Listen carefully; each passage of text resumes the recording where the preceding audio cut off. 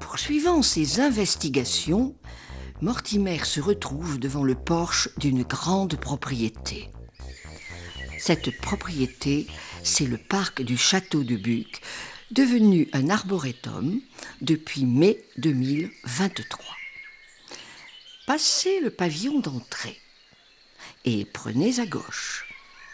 En suivant la ligne rouge, vous allez découvrir plus de 80 espèces d'arbres et arbustes de tous les continents.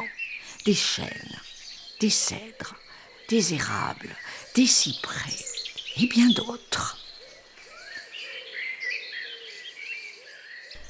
Arrivé devant le temple de l'amour, qui est une réplique de celui du parc du château de Versailles, prenez à droite pour la suite de la découverte. Vous apprécierez aussi les statues, la femme à l'enfant, la femme à l'oiseau, et imaginez la déesse du temple de l'amour, aujourd'hui disparue.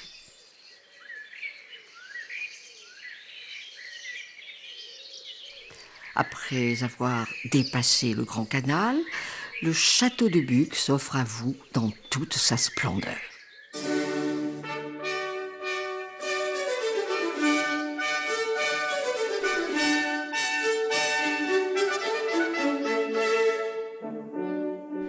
À cet emplacement, en 1696, Louis XIV fit construire un des 3 châteaux destinés à ses enfants naturels, qu'il a eu de Madame de Montespan.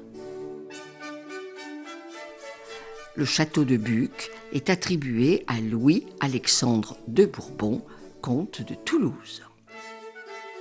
Avec son épouse, le comte a vécu de longues années à Buc. Louis XV, ne souhaitant plus entretenir cet édifice, signe l'arrêt de démolition du château le 28 novembre 1741. Seule construction d'origine, le petit pavillon d'entrée témoigne de cette époque.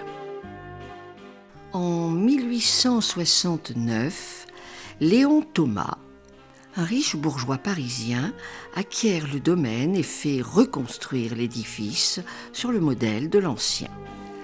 Le château, aux 54 fenêtres, est bâti en trompe-l'œil, sur 3 niveaux, dans un style classique du XVIIIe siècle. En 1893, la propriété est revendue à Noël Bardac, un riche banquier parisien. L'un des salons du château est montré comme un modèle de grâce et de bon goût, avec cheminée et meubles richement décorés. En 1918, le château est vendu à Marcel Gentili di Giuseppe, un Italien ingénieur chimiste, passionné d'astronomie. Il installe dans les jardins un télescope géant de très haute qualité. En mémoire, une sphère armillaire, instrument d'astronomie couramment utilisé au XVIIIe siècle. La boule centrale de la sphère symbolise la Terre. En hiver, son ombre se situe au-dessus du cercle équatorial et en dessous en été. En 1929, le domaine est acquis par un couple d'Américains, propriétaires de mines d'argent aux États-Unis, M. Raymond McCune et son épouse Maud. Sous ces différents propriétaires, le domaine s'est modifié, comme la ferme et les communs qui ont été détruits, mais aussi enrichi de nouvelles statues. La Muse, d'une fontaine, de bassins et du temple de l'amour. Pendant l'occupation, un orchestre et des officiers de l'armée allemande devant l'entrée principale. En 1954, le château est cédé à l'Éducation nationale et en 1974 devient officiellement le Collège d'État de Buc. En 1977, le domaine est amputé pour la réalisation d'un gymnase pour le lycée franco-allemand et le collège Martin Luther King. Aujourd'hui, le lycée s'est agrandi et occupe une superficie non négligeable empruntée au parc. En 1987, le parc et le château, laissés à l'abandon, sont rachetés par la commune. Les jardins sont réaménagés par le paysagiste Éric Pouchin avec de nouvelles œuvres sculpturales. Dès les années 90, le parc accueille les fêtes de Buc. Belle époque et aéroplane en 1991.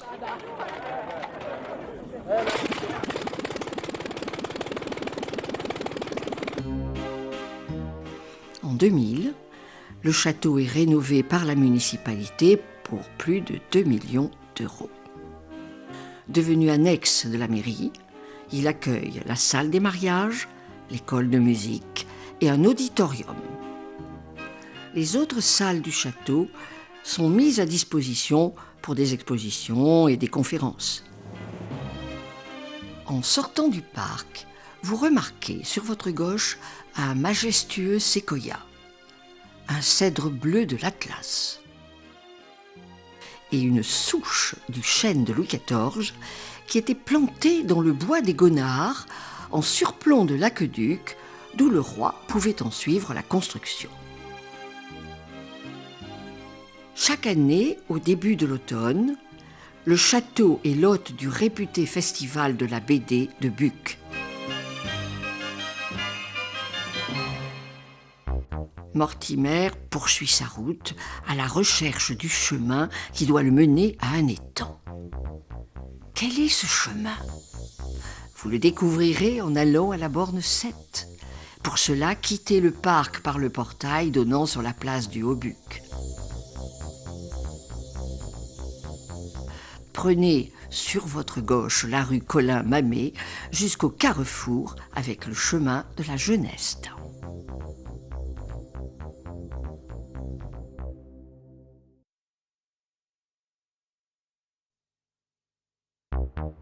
Ayant quitté le château du Haut-Buc, Mortimer poursuit son chemin, longeant le grand mur d'enceinte de la manufacture jusqu'à un endroit désolé environné de quelques maisons.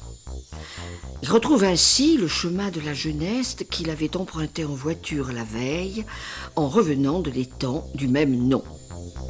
Mais quelle est l'histoire du chemin emprunté par Mortimer ? Évoquer l'historique du chemin de la Geneste, c'est aussi parler du lieu-dit l'Antéchrist, une zone de terrain qui longeait ce chemin et le domaine du parc. Ce lieu s'appelait aussi la petite ferme ou fermette, où logeaient les vachers, les bergers et les ouvriers de la ferme. La zone de la ferme était stratégique, car le puits communal s'y trouvait, et les habitants empruntaient le chemin de la Geneste pour s'y ravitailler. Le long de ce même chemin, l'étang du Haut-Buc était aussi un lieu de promenade et de pêche qui aujourd'hui n'existe plus. Si les origines de la ferme sont inconnues, nous savons qu'elles sont attestées sur un plan datant de 1693. Cette même année, lors de la mise en place du grand parc de chasse, Louis XIV l'acquiert auprès du seigneur de Buc, Jacques Hébert. En 1794, elle est adjugée aux sœurs Guibiou dans le cadre de la vente des biens nationaux. Puis, dans la seconde moitié du XIXe siècle, elle devient la propriété de la famille Fournier. Au début du XXe siècle, la ferme dispose de vastes terrains de plus de 200 hectares et emploie 10 à 15 personnes. Vers 1910, elle est acquise, entre autres parcelles, par Louis Blériot pour créer l'aéroparc. En 1939-1940, la ferme est utilisée par l'armée française avant d'être réquisitionnée par l'occupant allemand. En 1969, une société immobilière rachète la ferme et les terrains. La ferme a été démolie pour laisser place à l'actuelle résidence Jolie Ferme.